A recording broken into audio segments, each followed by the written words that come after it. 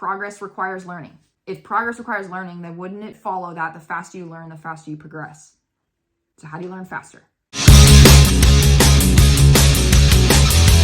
What's up, guys? Coach Carissa here. Welcome to our channel. This channel is all about helping real women lose real weight by uncovering the fact that your breakthrough really only lies at the intersection of the actions you take and the beliefs that you hold, which is just our fancy way of saying that you can't only concern yourself with the physical actions you're trying to take, like how you're eating, how you're moving, things like that, but you also need to get a grip on what's going on with you internally so you can stop self-sabotaging, stop falling back to your old habits, and stop having to start over and over and over again.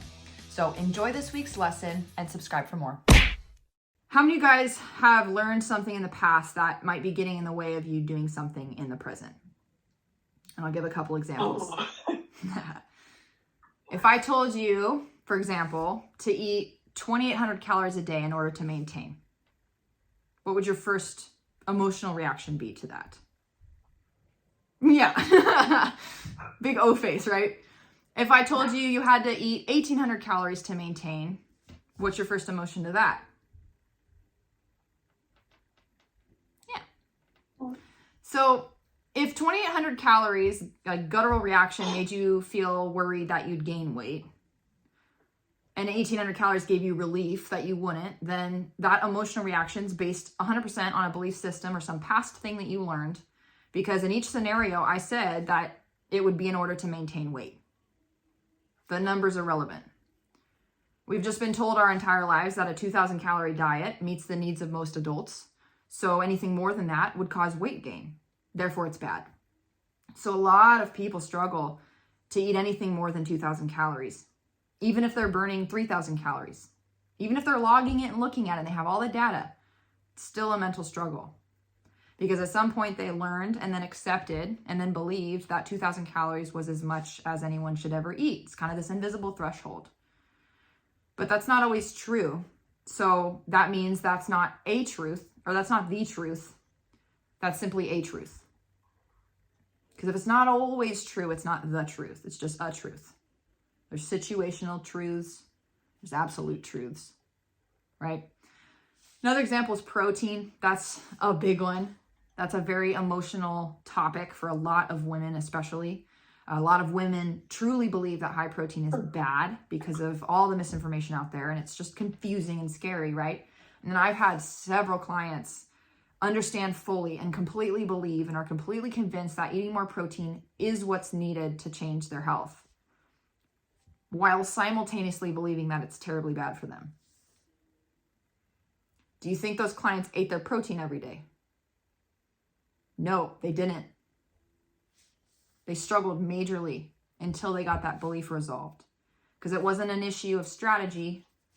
It wasn't an issue of meal planning. It wasn't an issue of implementation or an inability to eat that much, because they would do it here and there, no problem. It was an issue of doing it consistently without fighting themselves every day or feeling like they were going against what they believed. Because eating protein every day wasn't going to happen until they addressed the belief that they had behind protein.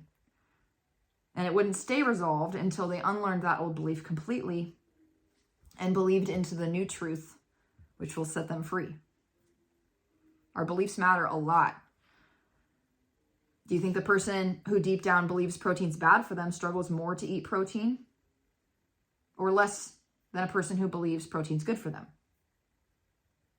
Our beliefs impact our actions in a humongous way. And at the end of the day, it's often our beliefs standing between us taking those actions that are required, the actions that are going to significantly change your body, and it's going to impact the speed at which you do so. So if your beliefs are the thing in the way of you taking action, my question for you is, wouldn't it be worth your time investment to handle the belief? Rather than spending all your time and energy finding new strategies or new information that's going to support your current belief. Because if your current belief's the problem, it doesn't need more support. It needs to be broken down and replaced so you can take the action easier and more consistently. And when we're struggling to take new habits on or make changes, we often don't need more information or more knowledge for that reason. Because knowing you should do something doesn't mean anything. You don't need 12 different people to tell you that you need to eat protein if it's not convincing you after the first few. Like, you don't need more information. And knowing doesn't mean anything unless you're taking action on that knowing. And it's really hard to take action on something that you don't believe is good for you. And sometimes we don't even know we're thinking these things. But if your beliefs are constantly undermining your actions, your journey is going to be difficult. You're going to feel stuck very often, and your transformation is going to take longer. So my goal tonight is to give you one tool that you can use whenever you want to so you can progress easier and faster. And that tool is this: questioning things. Questioning things leads to open-mindedness. Open-mindedness leads to learning. Learning leads to discovery, and discovery leads to progress. And progress requires learning. So if progress requires learning, then wouldn't it follow that the faster you learn, the faster you progress? So how do you learn faster? Sometimes to learn quickly, we must be willing to trade outdated information or beliefs for new, updated, or truer information and beliefs, especially when those beliefs and that information is directly tied to the actions we're trying to take to achieve a certain outcome, like right now. So in that case, she who learns the fastest is also she who unlearns the fastest.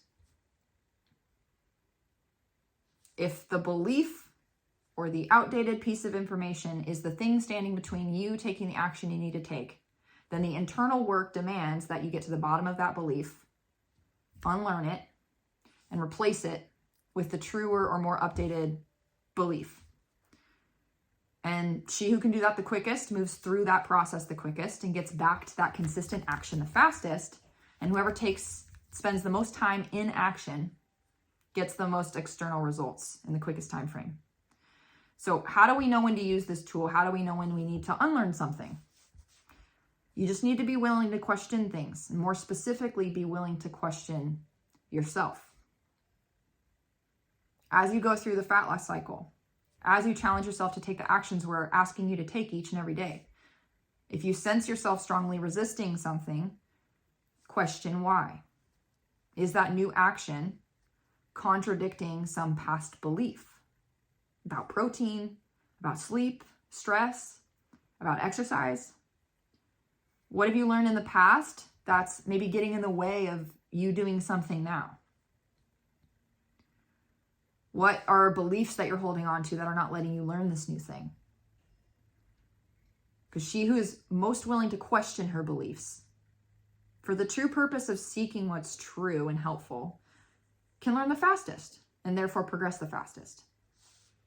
And she who's most willing at that point to exchange those familiar or maybe even beloved beliefs for newer, truer beliefs can learn the fastest and progress the fastest as well.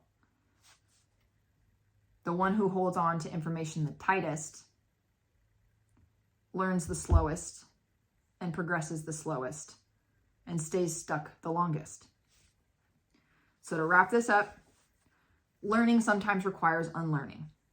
In order to learn something new, you must unlearn something old sometimes. Are you willing to do that? If you are, you'll be rewarded with adaptability and flexibility, which equals speed and change, speed and achievement.